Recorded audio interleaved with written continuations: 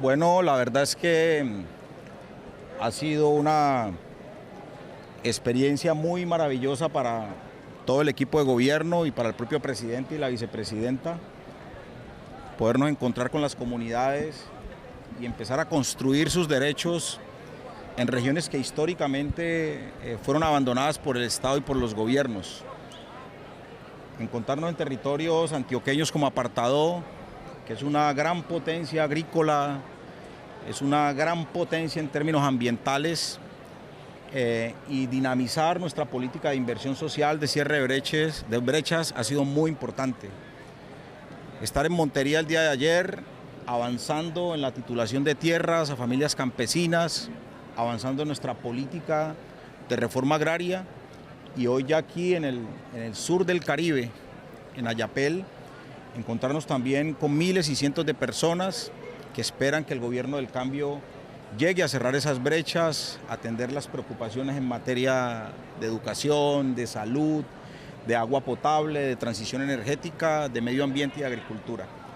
Así que esto es lo que estaba esperando el pueblo colombiano de nuestro gobierno, y nosotros hoy naturalmente estamos en ese trabajo, en ese proceso de cambio, y estamos pues muy contentos de que eso esté pasando aquí, especialmente en el sur del Caribe colombiano. Un pedido muy importante del presidente Gustavo Petro para redireccionar el... con tarifas de energía. ¿Me repite, por favor?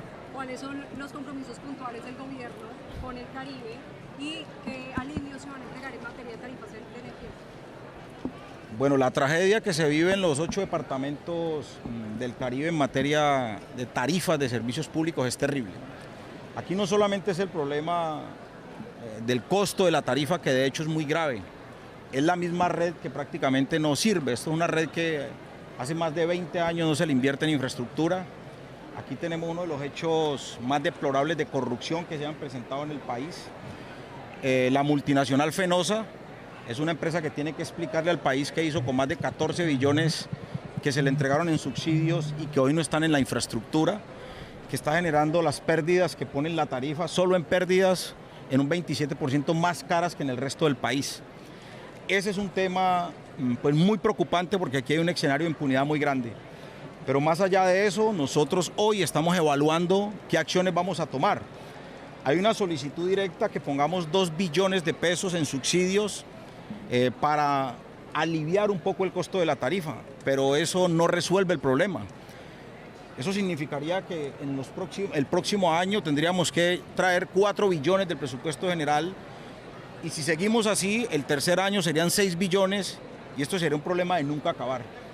Aquí se lo explicaba el presidente hoy en una reunión con gobernadores y alcaldes, la solución es de fondo y estamos analizando las distintas variables, porque de lo contrario, un problema de corrupción que se generó en el Caribe, generada por exalcaldes, exgobernadores que no dijeron nada, por clase política que no dijo nada, el país no puede salir a pagar un grave hecho de corrupción que generaron unos empresarios corruptos y una clase política que no vigiló ni cuidó los intereses en estos 8 departamentos.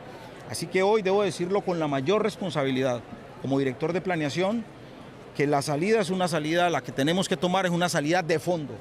Y esa salida de fondo significa resolver el problema de una vez por todas.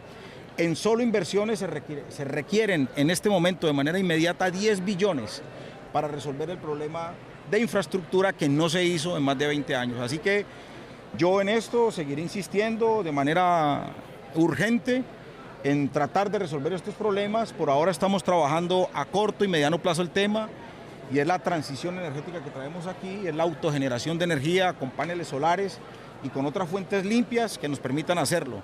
Estamos indagando con nuestras 2 generadoras también, con Urrá y Transelca, a ver cómo hacemos para que también, pues entendiendo que estas empresas están acá en el territorio, estas generadoras puedan generar un alivio para pues, todos los habitantes de aquí de la región Caribe. Pero es un esfuerzo que tenemos que hacer, y estamos revisando a fondo, en detalle, qué fue lo que ocurrió aquí para también tomar esas grandes decisiones que tenemos que tomar. ¿Cuál es una de las alternativas la más viable para solucionar esto que están analizando?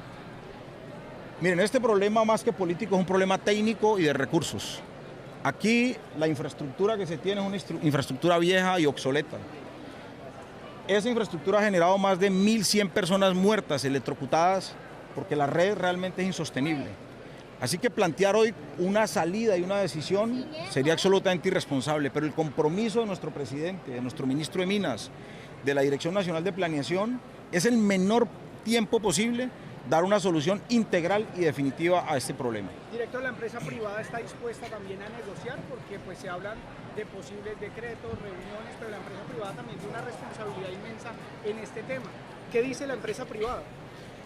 A ver, la empresa privada, la que utiliza la energía, es víctima de esta tragedia o de este hecho de corrupción que se presentó aquí en el Caribe, porque es que hay que poner las cosas en su punto. El gobierno de Petro se encontró con este problema no lo generamos nosotros, es un problema recurrente. Yo, de hecho, cuando era senador, yo hice más de 3, 4 debates de cómo se estaban robando la plata aquí en Electricaribe, una multinacional, Unión Fenosa, ¿sí? La plata de los subsidios la volvían utilidades y la sacaban del país. Ni la Fiscalía, ni la Procuraduría, ni la Contraloría de la época hicieron absolutamente nada, ni la clase política también. Pero aquí también hay una responsabilidad de una multinacional, Unión Fenosa, yo le pongo el nombre a eso, una multinacional española. Y yo lo primero que creo y estoy orientando al gobierno es que se inicien las acciones legales contra esta empresa. No solamente acciones legales, ¿cierto?, en la Fiscalía, en la Contraloría, sino acciones legales internacionales. Porque esta multinacional le ha generado o le está generando un grave daño a nuestro país y es el primer paso que tenemos que dar, además de la solución de garantizar la reducción de las tarifas de manera urgente aquí en la región Caribe. Le ha pedido al presidente Gustavo Petro que redireccione el gasto. ¿Cómo empieza ese cambio en planeación? Bueno, la orientación del gasto, a partir de lo que ha sido no solamente la orientación del presidente, sino lo que contiene nuestro plan de desarrollo, nuestro programa de gobierno, es que el gobierno del cambio dirigirá los presupuestos y los recursos de la nación en los sectores más vulnerables y empobrecidos del país. Casi que el 30% de la población colombiana no tiene agua potable. Más de 630 municipios no tienen acceso real a la salud y allí vamos a hacer un esfuerzo importante. De la misma manera, en educación, nosotros necesitamos garantizar los 500.000 cupos para los jóvenes, para que ellos tengan oportunidades. Y en materia agraria, que es lo que estamos implementando, una reforma agraria en el país, las 3 millones de hectáreas, para hacer esa gran reforma agraria, garantizar nuestra seguridad alimentaria, avanzamos hacia allá. Así que nuestra prioridad son los más pobres, los más débiles y todos los sectores que están viviendo en unas condiciones de miseria, de pobreza y de exclusión. Y hacia allá, hacia esas regiones, hacia esas comunidades, es que va la dirección del gasto colombiano a partir de este momento.